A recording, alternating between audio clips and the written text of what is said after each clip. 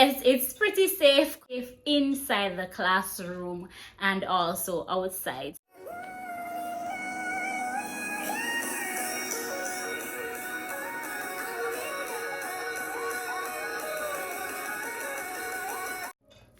Hey guys, welcome back to my channel. Thank you so much for joining. For those who are new, welcome. Join the family just by hitting the subscribe button and become one of our family members over here. Remember guys to watch out all the videos, share, leave your nice comments so I can interact with you in the comment section. Now in today's video, it's gonna be another short one. Of course, you know I have to keep it 100 with you, so of course I would have made the video what I don't like. So to keep a balanced perspective, there's a lot that I like as well. All right, about my China experience. Now let's get right into that. So the place is pretty safe. So it's pretty safe comparing to a Jamaica. Why am I here sticking out like Alright, sorry. So yes, it's pretty safe compared to Jamaica, where you know a lot of violence is taking place, and safe inside the classroom and also outside. So here you can actually go places as late as in the morning, late morning, you know, you just catch a DD, you go wherever you want or whatever taxi apps you're using. So it's pretty safe. You can go places, enjoy yourself, and guarantee to return home, right? All right, and it's also pretty safe in the classroom. We don't have fights breaking out. And just a side note to that, hearing so much violence in terms of students in the classroom, I'm just pausing my likes and speaking to the situation that is currently happening. I don't like to see it. I don't know how we can counter this problem, but I believe it's gonna have to begin with parenting at home. We know parenting can go so far and no more, but in a very real sense, living out your parenting strategy. Because if your children see you resolving issues in a very negative way, they themselves are going to play this out in the classrooms, right? And we don't want a situation where a student stabbing a teacher. That would be even a sadder situation that Jamaica would be in. I don't want a situation like that, but I have no control over anything. But parents who are watching, just be a little bit more vigilant with your children, you know, and parent as best as you can. If you see where you need assistance, I suppose you get that assistance to remedy the problem. Because when your children are out of control and they come in the classroom, you cannot expect teachers to be magicians, right? To change that child. Sure, we can influence, but we can do so much and no more. And what you have to understand is that if we're doing one thing and when they go home that's been undone, then it's not effective. It needs to be reinforced. So parents, young parents, listen, violence is not it. To solve disagreements, that's not it. Yes, some things will be said that will hurt really hard, and you know, it's sink in your heart and all of that type of feelings. But guess what? To physically inflict pain on another person is not the answer. I feel it for that mother that is so distraught, and I'm specifically referring to the one with the Kingston Technical student who stabbed the other one, the 17-year, if I recall correctly what I heard and have read, the 17-year-old young lady who stabbed the 16-year-old young lady.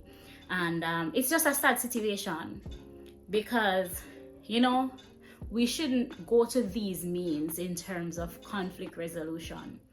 All right, so that's how I feel about that situation. Had to mention that because I was giving a point of what I like about China, and it's pretty safe.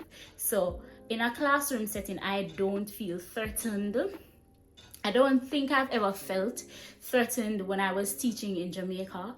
But you know, since I'm making mention to that, you know, I wanted to speak to what is happening in Jamaican classroom and teaching environment overall. Boy, you all don't get so much pay to deal with these problems, and it's all a matter of breakdown of community, breakdown of home, and parenting too. But anyways, back to the topic on hand. So and next thing is that China is pretty cheap and affordable. Yes, pretty cheap and affordable. And pretty cheap in terms of when you should come here and begin your teaching experience here. A lot of stuff may not be as expensive compared to, for example, I would have given you guys Japan. Right, your starter wouldn't be as expensive. However, there will be costs, but just not as expensive. And to live overall, it's not that expensive as well. So you can actually save and tick off your goals as you go along. And that segue into my next thing that I like about China. You can tick off your goals. Once you come here and you remain focused, you can get what you need done. When I came, I came a week before COVID fully hit in the January of the year 2020. And that was a rough year, but to God be the glory, right? I have accomplished a number of things. I am not where I would have preferred, ideally, but what I came intending to get out the way, I got out the way, and that's very good. So this is a place you can come and hit your financial goals. You have your student loan, you can take care of your responsibilities. I mean, I am not going to say that in the first year you can do all of this, because I wasn't able to, because when I came, it was a COVID-filled period where I wasn't working for a particular time frame. Then when it was okay now to start work, I transitioned somewhere else, and but I managed to go through that. So that's one thing. You can do what you need to do, just remain focused, right? You can go on trips. So trips here, and I mean, sometimes it can be, I'm talking about what I like, right? So let me stick to this. So you can go on trips. They are pretty affordable to go to places. Once you research, what I was going to say, you need to research and find places that have activities that actually interest you. So once you have researched and found places that, they have activities that you're interested in, you can definitely go. Once there is no COVID, then you can easily travel and go and enjoy yourself affordably. All right, so this one I would have touched on a little bit earlier when I was making reference to the Jamaica situation of the children with behavioral problems. So here you don't have that extent of behavioral problem, and that is very good. So you don't have that extent of behavioral problem. You're not in a classroom and feel threatened, like your life is threatened or anything like that. I've never experienced it. I don't recall any of my friends sharing such an experience. Most schools have materials and resources, and this is pretty good. So, it puts less pressure on you, and of course, overall, you can be prepared for your classes a whole lot more.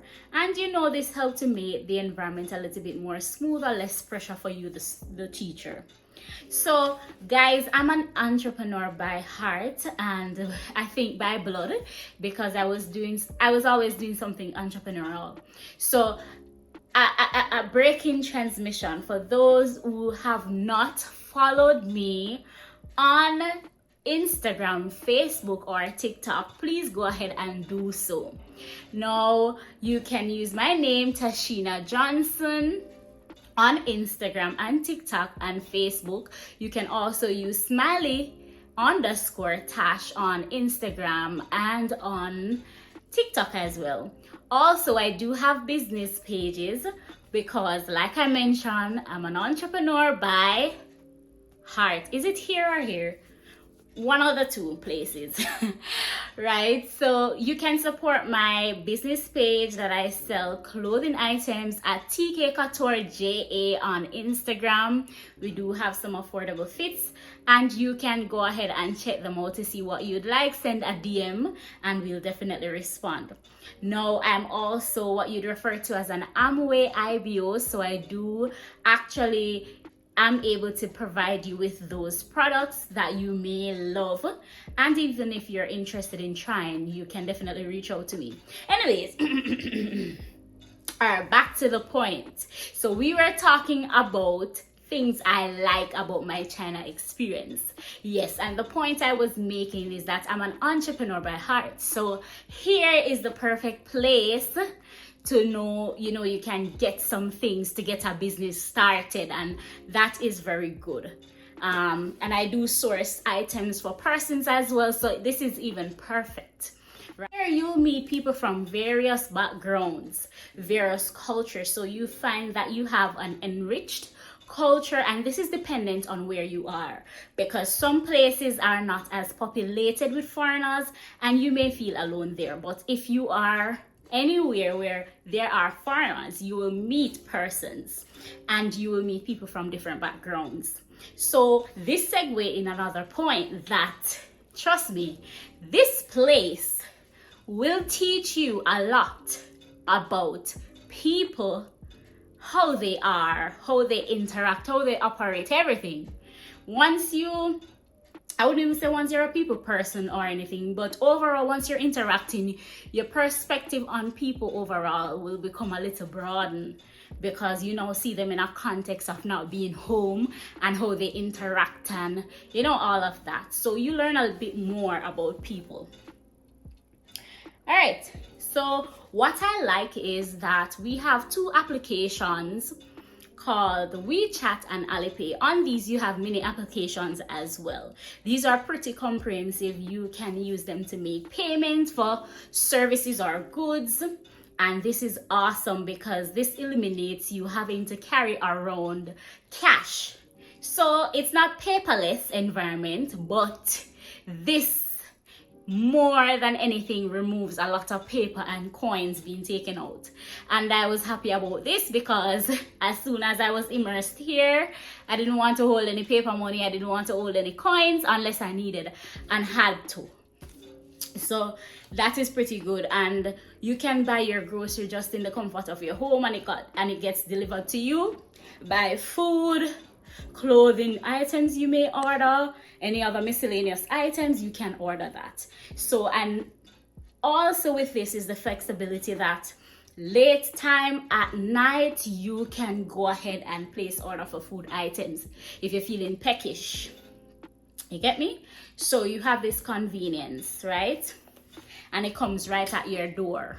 So unless it's a COVID period where they'll leave it at the gate, the front gate of your community, but on a general basis, it comes right at your door, so it's pretty convenient for you. So, sometimes when persons get accustomed to this, it can be a little bit different going back home or wherever they are from, or wherever else they decide to go that don't do this type of a thing. So, yeah, but that's pretty good.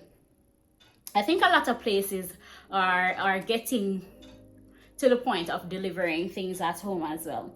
Now, in terms of a professional teacher standpoint, and this is all dependent on the level and where you are.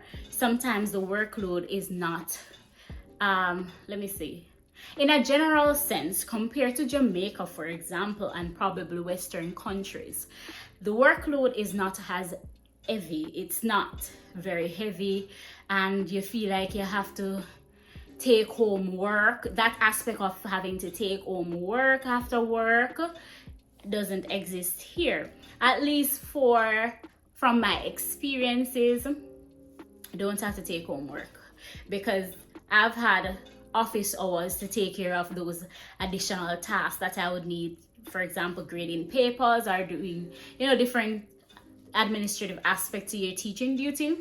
But yeah, so the last one is that you'll have some rich persons that are actually pretty cool and will go ahead and do menial jobs or small jobs, things we will call in Jamaica small jobs, but you never know that they're rich.